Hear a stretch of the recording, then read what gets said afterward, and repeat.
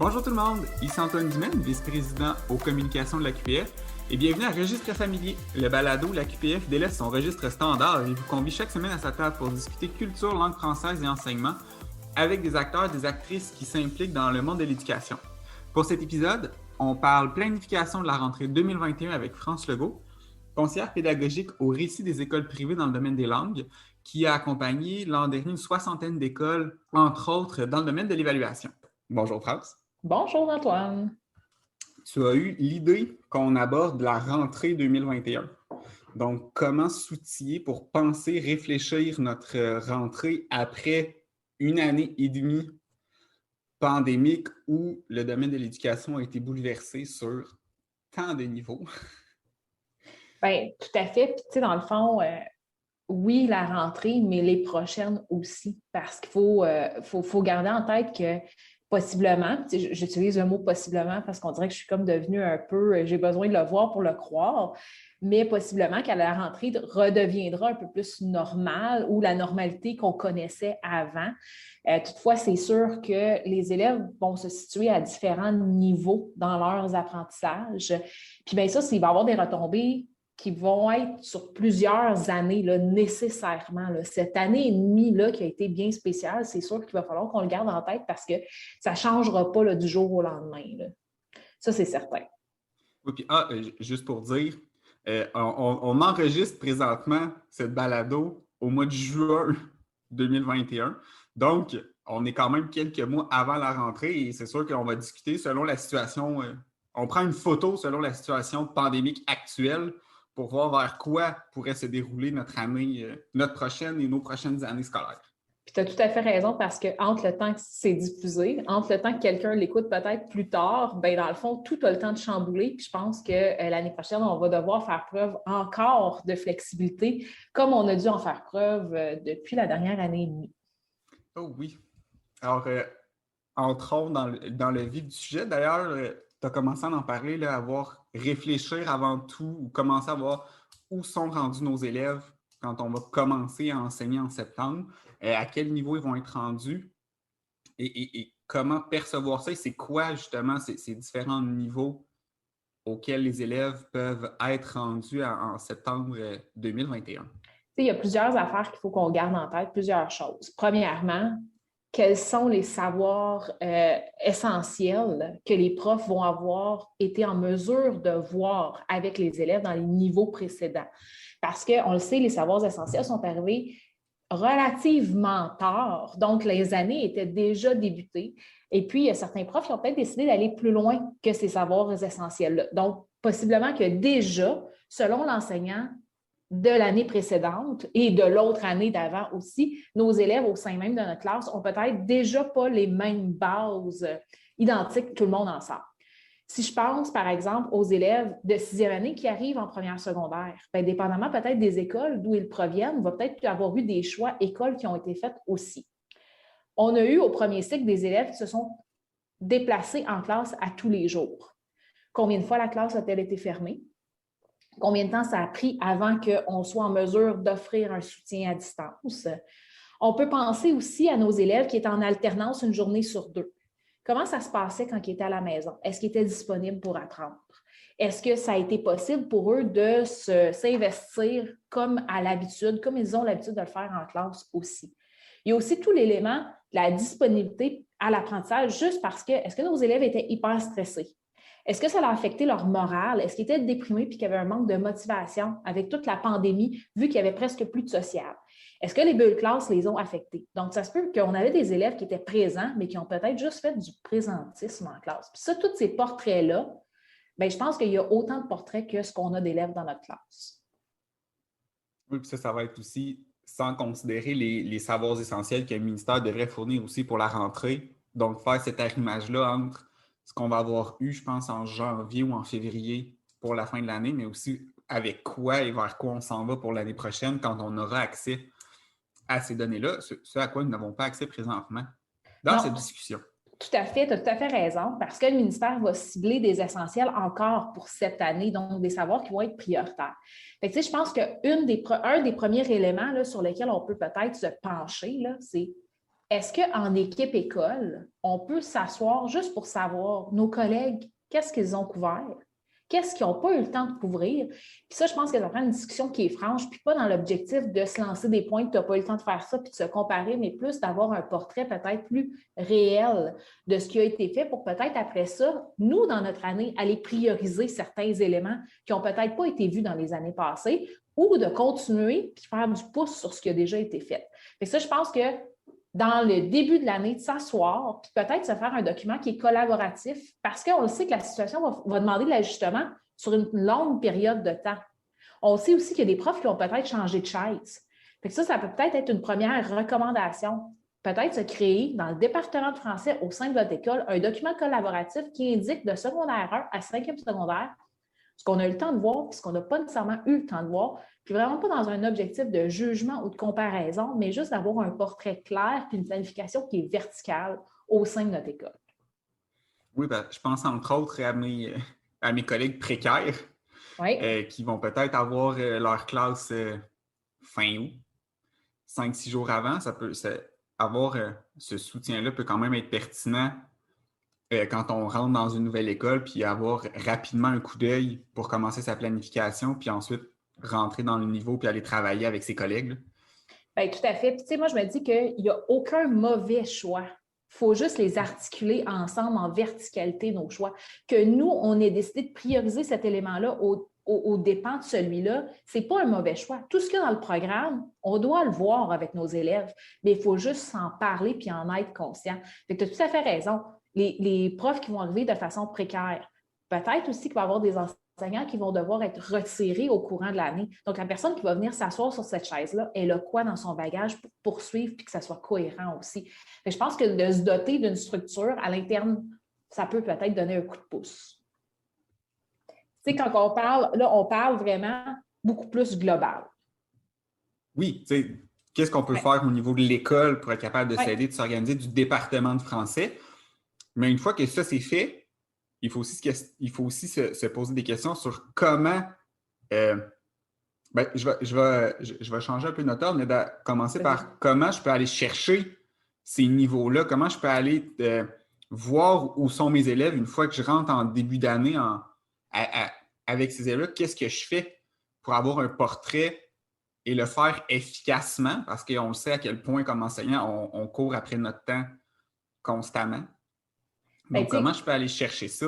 Je pense que les tests diagnostiques, ça n'a pas besoin d'être un test diagnostique approuvé par la recherche, à mon sens, là, mais juste peut-être de demander à nos élèves de lire un texte et d'écrire à propos de ce texte-là, peut-être juste de répondre à une question longue, ça va nous donner rapidement une image de nos élèves.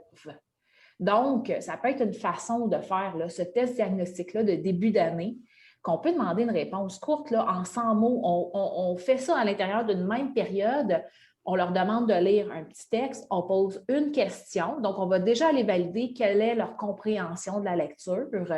Puis après ça, s'ils écrivent un court texte, ça va déjà nous donner un niveau de leur difficulté. Puis bien, l'important, là, c'est d'avoir des données.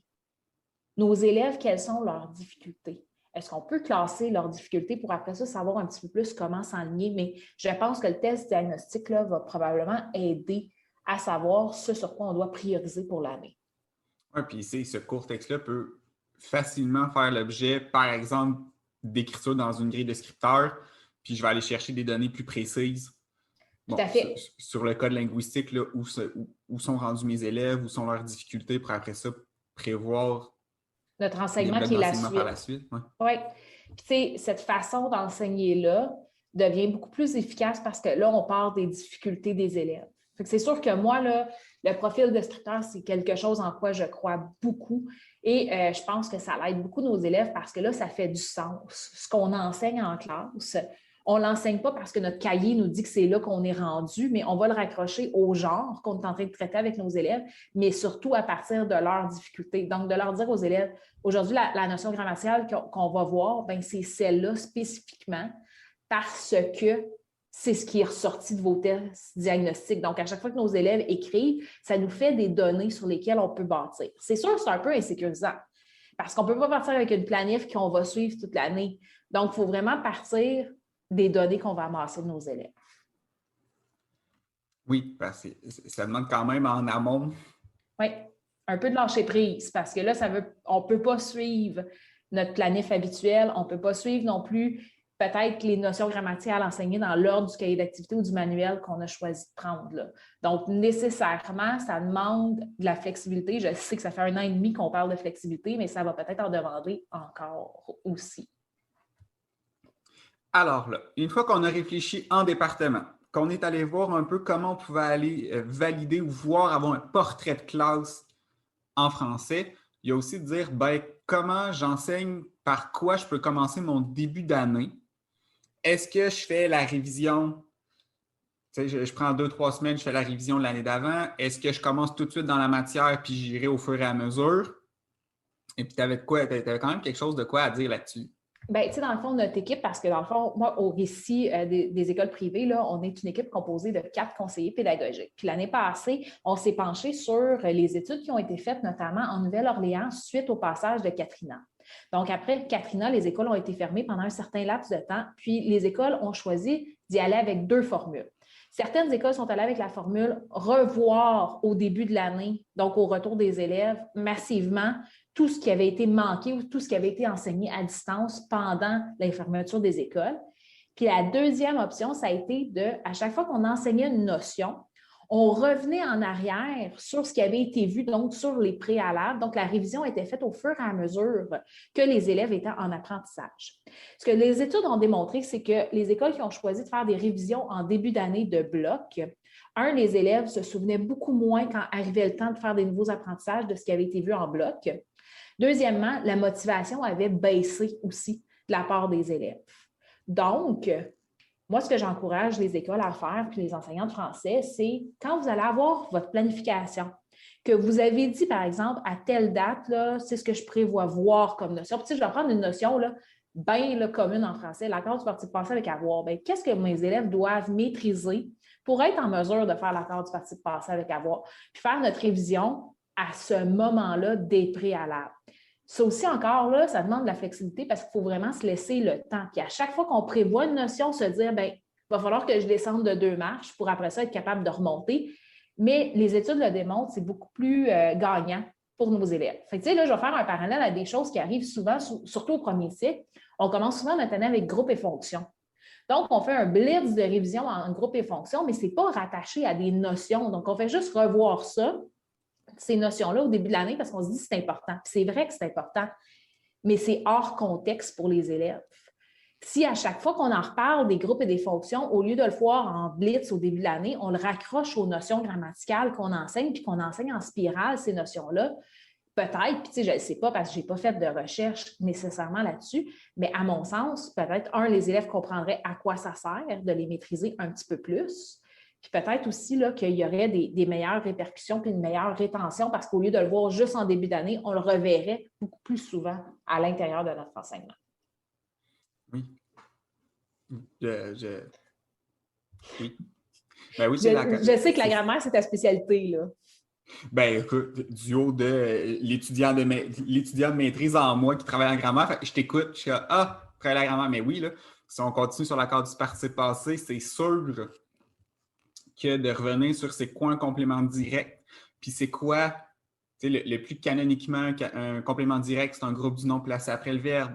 Ça, malgré tout, demeure, à moins que ça soit uniquement ça, dès qu'on va aller modifier ça, ça peut devenir plus difficile à identifier. Fait que si on aborde accord du participe passé, si on veut qu'il s'accorde, c'est soit c'est principalement un pronom, soit le pronom que, soit l'apostrophe qui va être placé avant le verbe, qui est une des positions où l'élève a de plus en plus de difficulté à l'identifier. Fait que, de façon générale, c'est sûr qu'il faut faire 2-3 pas. C'est quoi un complément direct? Vers quoi on peut l'amener? Ça peut être quoi les différentes constructions? Ils ne sont pas toutes de la même complexité pour l'amener vers l'accord.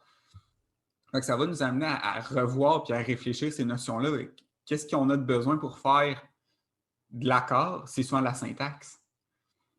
Fait qu'il y a aussi ce pont-là à faire entre les notions. Là. Mes fautes d'accord sont peut-être gérées par d'autres choses qu'une non-compréhension de la règle. Tu sais, ce que tu amènes, on ne parle même pas de post-pandémie. On parle de réflexion générale. Fait que, on peut peut-être profiter de ce moment post-pandémique-là pour réfléchir.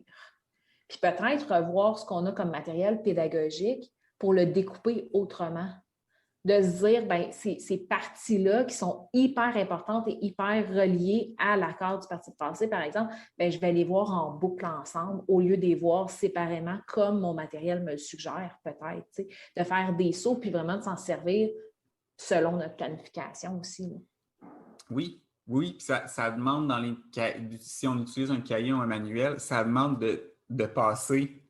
De faire la page 7 sur le complément direct pour retourner à la page 52 sur l'accord, peut-être voir le complément indirect en même temps parce qu'on veut les différencier. Donc oui, ça va demander de brasser les pages de façon générale. Là.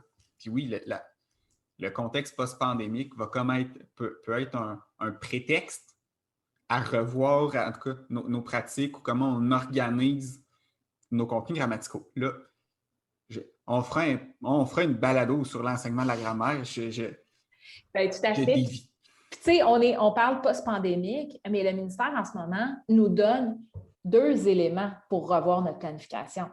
La première, c'est aussi la baisse de pourcentage accordé aux examens du ministère en 2e et en 5e secondaire en français. Puis l'autre élément, c'est de passer de 3 à 2 étapes. Donc, nécessairement, on doit revoir notre planification. Oui, parce qu'il y a quand même une grande différence entre planifier, surtout, je pense, la première étape qui est septembre-octobre. Oui. À là, passer de septembre à mi-janvier, fin janvier. Il y a quand même toute une réflexion là à avoir sur, j'ai quand même plus de temps. Oui. Mais comment je prévois aussi mes évaluations au travers de ce temps-là qui est beaucoup plus long. Pour cette première partie d'année. Tout à fait, parce que là aussi, mettons qu'on change de position, on ne se met pas en position prof, mais on se met en position élève. Le bulletin, c'est une photo du niveau de développement de compétences de l'élève à un moment donné. Tu sais, c'est ça, un bulletin. Si je garde cette réflexion-là, ça veut dire qu'un élève qui peut-être a fait un texte narratif le 2 novembre, est-ce que ça représente vraiment son niveau de développement de compétences de janvier? Il y a eu plein de temps pour développer sa compétence en écriture, en lecture, en communication orale, pour faire notre photo de janvier. Puis ça, c'est important de le garder en tête. Parce que ça veut donc dire que quand on va planifier nos évaluations, que, tu sais, moi, je ne différencie plus du formatif, du sommatif. J'utilise plus ces mots-là, j'utilise des traces d'apprentissage, des photos. Donc, on va faire tout au long de notre étape des photos du développement de compétences de nos élèves dans nos 3 compétences. Puis bien, ces photos-là vont nous permettre de faire un jugement professionnel à la fin de l'étape. Mais là, ça fait des hyper longues étapes. Ce n'est pas possible de penser qu'au nombre d'élèves qu'on a au secondaire, qu'on va s'asseoir avec nos piles d'évaluation pour faire notre jugement professionnel. C'est là où tout ce qui est aspect de portfolio devient super intéressant. Les écoles qui ont accès au numérique, puis quand je parle d'accès au numérique, là, ça peut être un téléphone cellulaire là, qui ont accès au numérique, bien moi, j'encourage de juste utiliser 2 éléments qu'on a dans nos suites nuagiques. Si, par exemple, vous avez la suite Google, bien, utilisez un Google Slide ou un Google Présentation. Si vous avez la suite Office, d'utiliser PowerPoint. Puis dans le fond, là, à chaque fois que nos élèves vont faire, puis là, je vais prendre l'exemple de la compétence écrire, un texte écrit, bien, on peut leur demander de le prendre en photo puis de le déposer dans ce Google Slide-là ou dans ce PowerPoint-là, pour qu'au final, là, on ait juste à consulter un document pour chacun de nos élèves pour voir leur développement de compétences. Puis c'est là où on se retrouve avec un portfolio d'apprentissage. Ça veut donc dire que notre élève, s'il prend en photo ses productions écrites, qu'il prend en photo ses grilles d'évaluation, on vient d'éliminer toutes les pertes de documents. Deuxièmement, nous, comme profs, quand les parents, on va les rencontrer pour faire les bulletins, quand on va, des fois, ça arrive qu'on a des appels de tuteurs, qu'est-ce que je peux faire pour aider les élèves? Des fois, il y a des parents qui veulent consulter certains éléments, ou même, quand on va arriver le temps de faire notre jugement professionnel, bien, on aura ce document-là qui va nous permettre de le faire, ce jugement professionnel-là, sans avoir une surcharge de travail de fouiller dans 800 piles de documents pour justement poser ce jugement-là. Ça veut donc dire aussi que toute cette documentation-là qu'on va garder, bien, peut-être qu'il va falloir qu'on revoie aussi tous les concepts de pondération qu'on a dans nos portails. Parce que on peut peut-être se dire, un parent qui voit, par exemple, une trace d'évaluation un 2 novembre avec la pondération 20 bien, il s'attend à ce que toutes ces pondérations-là soient additionnées pour faire notre note. Mais ce n'est pas comme ça qu'on veut nécessairement la faire, parce que si on pense en jugement professionnel, l'élève a toute l'étape pour développer sa compétence, puis on va vouloir poser notre jugement à la fin. Donc, peut-être qu'on va utiliser des pondérations 0, des pondérations 1, mais on va donc s'assurer que la pondération peut varier aussi. Parce que dans le fond, on pourrait se dire, ouais, mais moi, j'accumule des traces, et puis je vais mettre mon jugement professionnel. Toutefois, les parents, il y a 2 choses qu'ils n'aiment pas. Puis là, je vais mettre mon chapeau de mère aussi. Ne pas savoir, ne pas être informé. Donc, de dire qu'on ne met rien au portail, c'est pas lever de drapeau sur ça va bien ou ça ne va pas bien. Fait que, déjà là, je pense que c'est important de quand même utiliser le portail pour informer les parents de ce qui se passe et les élèves aussi. Donc, que tout le monde soit au courant de ce qui se passe. Le deuxième élément avec lequel les parents ont certaines difficultés, c'est de ne pas connaître comment ça a été évalué. Le jugement professionnel, c'est ça qui fait peur aux parents. C'est qu'on a l'impression que ce n'est pas un jugement professionnel, mais c'est un jugement personnel. Donc, de s'assurer qu'on a des critères qui proviennent de nos documents du ministère sur lesquels on peut se baser pour faire ce jugement professionnel-là. Ben, puis je pense qu'au-delà des parents, moi, je prends mon chapeau de jeune enseignant. Vas-y. Ça me fait peur aussi d'utiliser mon jugement professionnel, tu sais, de me dire, bon, je suis dans ma première, deuxième, troisième année de carrière. Ça fait pas 20 ans que je vois des élèves là, pour être capable d'avoir ce barème-là, quel genre de traces, qu'est-ce qui est pertinent. Donc, je trouve pour moi aussi, ça peut devenir un peu anxiogène, me dire, bon, est-ce que mon jugement professionnel est adéquat? Est-ce que j'ai assez de traces? Est-ce que ça me permet de le poser? Fait que pour moi aussi, ça peut devenir questionnant. Bien, tu sais, puis je te dirais, le nombre de traces, là, ça, c'est une question perpétuelle. Là. Ça m'en prend combien de traces pour faire mon jugement professionnel? Tu sais, il n'y en a pas de bonne ou de mauvaise réponse. Là. Ça en prend suffisamment pour être à l'aise à le poser. Mais ça n'en prend pas trop non plus pour que les élèves soient tout le temps en évaluation. En évaluation. Oui, tu sais, c'est pour ça aussi où moi, le mot formatif puis sommatif, je l'enlève. Tu sais, dans la tête de beaucoup de gens, le formatif, ça ne compte pas, le sommatif, ça compte. Fait que, tu sais, quand on parle de ça, c'est une trace. Aujourd'hui, tu vas faire une écriture, ça, c'est une trace.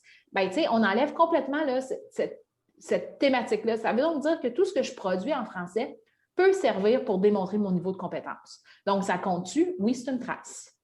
Ça compte pour combien? Ça permet de faire mon jugement professionnel. Fait que, tu sais, c'est là où on va peut-être avoir besoin de plus de traces pour certains élèves, moins de traces peut-être pour d'autres. Tu sais, l'élément clé, c'est surtout nos grilles d'évaluation. Parce que nos grilles d'évaluation, bien, ça démontre aux parents que nos grilles proviennent d'un élément clé. Puis cet élément clé, c'est le programme, mais c'est surtout le cadre d'évaluation. Puis ça, le cadre d'évaluation, bien, on peut pas s'en sortir. Tu sais, je veux dire, ce sont les paramètres et les balises du ministère. Donc, ce sont des choses sur lesquelles on peut se reposer.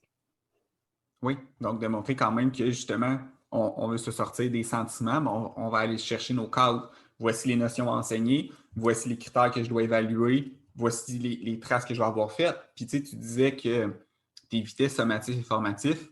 Dans mon cours sur l'évaluation, notre professeur préférait utiliser l'évaluation pour l'apprentissage versus l'évaluation pour la sanction des études.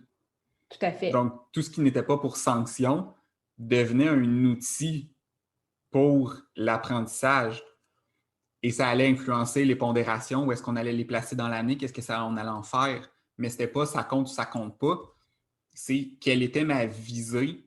Est-ce que c'est à ce moment-ci que je prends vraiment le portrait de mon élève puis dire, bon, voici sa compétence est rendue où pour sanctionner, ou j'évalue, je commande, je fais de la rétroaction pour poursuivre cet apprentissage-là. Donc, ce questionnement-là demeure quand même important.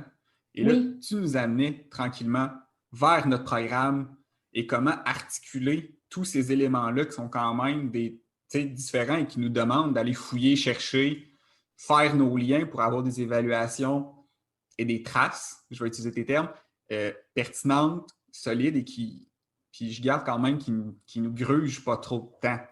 Non, tu sais, puis ça, pour moi, là, c'est comme vraiment un élément clé, puis on va en parler, là. Tu sais, dans le fond, là, pour se dégager du temps, là, il faut qu'on comprenne l'articulation programme, cadre d'évaluation, progression des apprentissages. Tu sais, le programme, c'est le gros document qui comprend plein de textes super importants à lire, mais qu'on n'a pas nécessairement le temps de consulter dans notre quotidien. Le cadre d'évaluation, c'est vraiment nos critères d'évaluation de compétences. C'est ce sur quoi on devrait se baser pour évaluer. C'est aussi là-dedans qu'on voit ce qu'on ne peut pas évaluer, mais ce sur quoi on doit donner de la rétroaction, notamment tout ce qui est stratégie de lecture, stratégie d'autocorrection et autres. Tout ça, on ne peut pas évaluer, mais on doit donner de la rétroaction aux élèves. Donc ça se retrouve dans notre cadre d'évaluation. Notre progression des apprentissages, c'est vraiment le contenu, puis c'est là-dedans aussi qu'on retrouve les savoirs essentiels qu'on devrait cibler là, suite à la pandémie. Sauf que, là, c'est là où je fais comme mon 8 mai de CP, là. Si je veux tout couvrir mes savoirs essentiels, premièrement, là, si on regarde chacun des savoirs essentiels, il y en a qu'on fait de façon implicite, qu'on le fait, là, mais qu'on ne pourrait pas nécessairement le cocher, ou que si on fait une rétrospective sur notre année, bien, on ne le sait pas si on l'a fait ou si on ne l'a pas fait parce que c'est très, très détaillé et très, très précis. Si on se dit qu'on veut faire tout ce qu'il y a sur notre progression des apprentissages, on se retrouve avec une liste à cocher. Ça veut dire qu'on enseigne vraiment, vraiment beaucoup de choses. Toutefois, on ne donne pas nécessairement le temps à nos élèves, justement, d'avoir des traces, de se pratiquer, de devenir plus compétents, d'écrire plus souvent, de peut-être partir de leurs erreurs pour aller plus loin. Fait que, tu sais, c'est là où je mets un peu un bémol sur la progression, le cadre. Et à mon sens, le cadre devrait prioriser ou être beaucoup plus important que notre progression parce qu'au final, ces notions-là, puis là, je vais mettre mon chapeau numérique, on est toujours à un clic de tous les savoirs. Mais devenir compétent en écriture, d'être accompagné en lecture, en communication orale, ça, on n'est pas nécessairement à un clic de l'être. Nous, comme rôle de prof, comme accompagnateur, notre objectif, c'est de développer les compétences de nos élèves. Puis bien, le reste, ça s'acquièrra dans le temps aussi. Oui, bon, là, moi, je vais mettre mon chapeau didacticien Vas-y. en disant quand même la progression. Oui, on la suit. Oh. Oui. Oui, mais je suis d'accord qu'il faut faire des choix puis la travailler en spirale, mais j'étais là, on n'est pas un clic de tout dans notre progression. Non.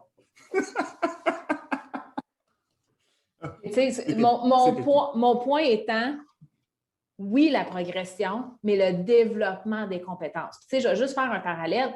Si j'enseigne toute ma progression, mais que mes élèves écrivent 2 fois dans l'année, là, je ne suis pas plus avancée parce qu'ils ne sont pas capables, après ça, d'aller transférer leurs apprentissages. Puis bien, pour écrire plus souvent, bien, ça demande du temps. Bien, ce temps-là, je vais peut-être le prendre en faisant des choix dans ma progression, puis pas nécessairement tout enseigner. Oui, puis peut-être aller plus vers une progression transversale ou d'école. Exactement. De dire, puis on revient au début de notre discussion de dire, on va aller s'asseoir pour aller voir arrimer par niveau qu'est-ce qui se fait, qu'est-ce qui se travaille, comment on peut le développer pour être sûr quand même qu'on développe les compétences, on acquiert les connaissances, mais que ça se fait en écrivant, en lisant, en communiquant oralement de façon plus fréquente, sans pour autant augmenter. On a quand même un temps X d'enseignement en français. Oui. Tu sais, c'est là où tout n'est pas noir et tout n'est pas blanc et tout est dans la nuance. Oui, il faut prendre notre programme, il faut prendre notre cadre, il faut prendre notre progression, il faut faire des choix dans tout ça, puis il faut prioriser aussi. Là.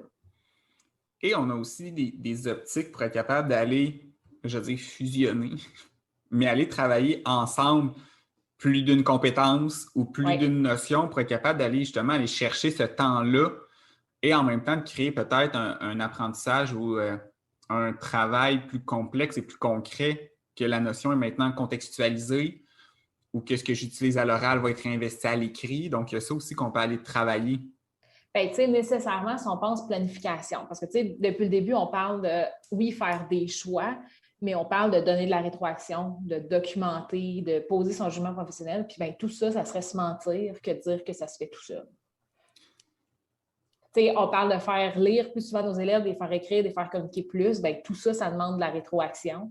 Puis bien, cette rétroaction-là, malheureusement, ça, le clic ne nous permet pas nécessairement de le faire tout seul. Fait que, tu sais, nécessairement, il faut se dégager du temps.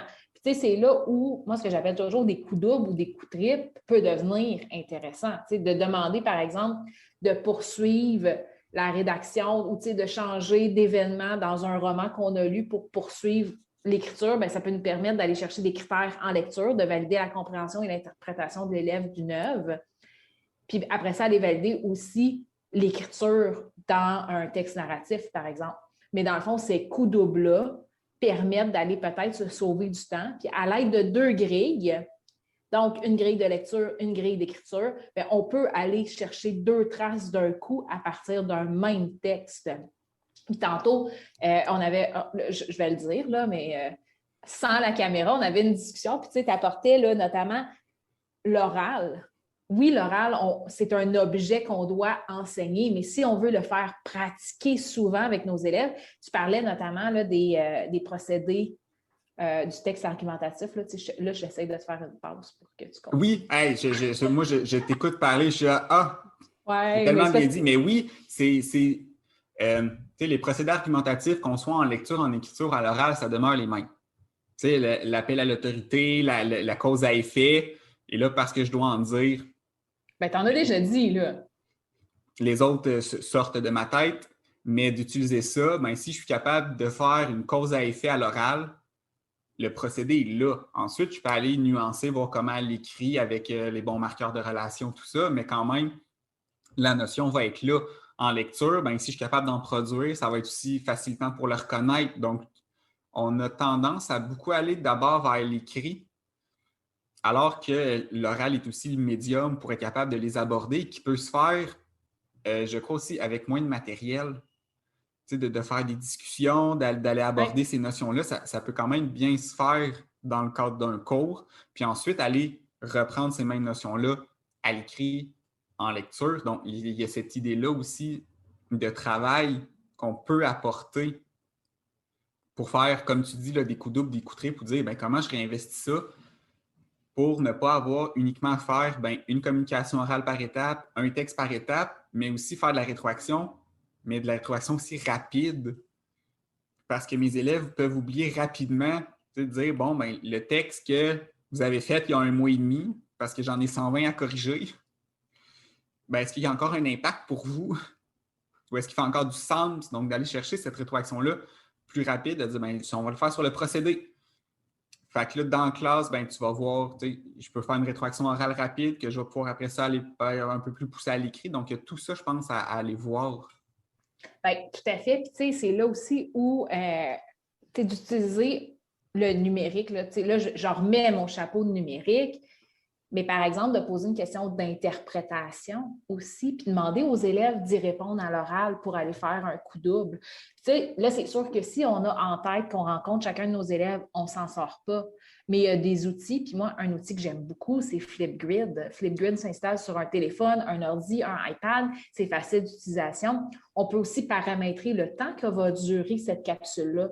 Donc, est-ce qu'on demande un 90 secondes? On n'est pas obligé non plus d'avoir un 15 minutes là, de la part des élèves. Fait que, dans le fond, tous ces outils-là nous permettent d'aller faire des coups doubles, d'aller dire, ça va être l'objet que je t'ai enseigné en oral. Donc, tous ces procédés-là, je vais te demander de l'utiliser pour ensuite faire une analyse critique ou peu importe. Puis, ta réponse, elle va compter en lecture. Puis ensuite, elle va compter aussi en oral parce qu'on a vu ces éléments-là en classe. Donc, de peut-être revoir notre planification puis de s'assurer que chaque élément nous permet d'avoir plus qu'une trace. Donc, une trace dans plus qu'une compétence pour qu'on aille au final, pour que les élèves, ça fasse du sens, puis que les 3 compétences deviennent vraiment imbriquées les unes dans les autres. Puis qu'en même temps, nous, en matière de correction et de rétroaction, on vient peut-être de s'en éliminer un petit peu. Je ne dis pas que c'est moins long, mais on vient peut-être juste d'articuler les choses autrement aussi pour nous. Oui, que d'avoir le texte, l'examen de lecture une autre fois, oui. La présentation orale une autre fois.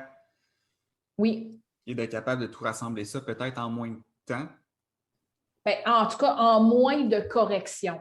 Oui, en moins de documents disparates. Oui. Fait que, c'est là où tous ces... Donc, j'ai ciblé ce qui était essentiel dans ma progression des apprentissages. Je me suis assurée qu'avec mes collègues, c'est cohérent. Je me sers du numérique pour garder des traces, pour faire mon jugement à la fin de mon étape parce que je sais que les étapes vont être plus longues.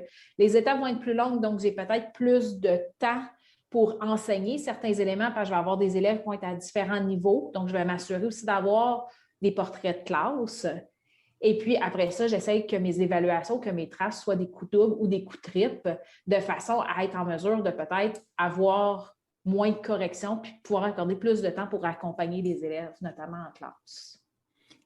Ce qui fait quand même une belle synthèse Oui. de la présentation. Écoute, comme ça. Même pas besoin d'en faire une, merci. Je commençais à la prévoir dans ma tête. Je Bon Dieu, je m'excuse. Non, c'est parfait. J'allais plus te le demander que de la faire moi-même. Il y a un dernier élément, là, quand on parle de sauver du temps. Nos élèves ont vécu une année et demie particulière en matière de relations sociales et de comportement de société. Donc, peut-être qu'au début de l'année, au lieu de prévoir une révision des années passées, on peut peut-être penser à miser sur le développement des compétences sociales, des interactions, le développement de l'autonomie. C'est comment on se comporte dans une classe? C'est quoi mes ressources si je dois poser une question parce que le prof ne sera peut-être pas disponible?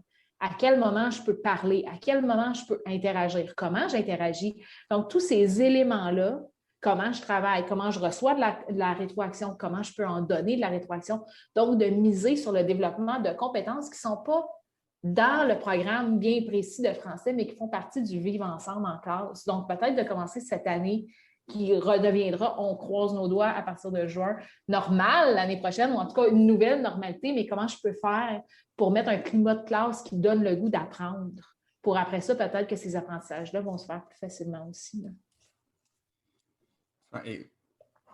J'ai l'impression dans la dernière, je ne sais pas, demi-heure, 3/4 d'heure, je ne sais pas ça dure combien de temps, d'avoir tellement d'autres sujets. Je pense qu'on aurait pu discuter comme toute la journée de bon. Là, on va parler juste du numérique. Là, on va juste parler de telle chose. On va juste parler de l'arrimage en compétences. C'est riche. Donc, je tiens à te remercier, France, pour cette discussion sur notre préparation à notre prochaine année scolaire et plus largement, je crois, juste comment repenser nos débuts d'année, comment un peu voir une année scolaire, comment penser notre année scolaire en classe de français. Oui. Si vous avez aimé cette balado, je vous dis qu'on en aura d'autres sur différents sujets. Donc, c'est ce qui conclut cet épisode de Registre familier sur la planification de la rentrée 2021. Si vous avez apprécié ce balado, n'hésitez pas à partager et n'oubliez pas non plus de visiter les différentes plateformes de la QPF et son site web. Sur ce, je vous dis à la prochaine. Merci Antoine, bonne journée. Bonne journée.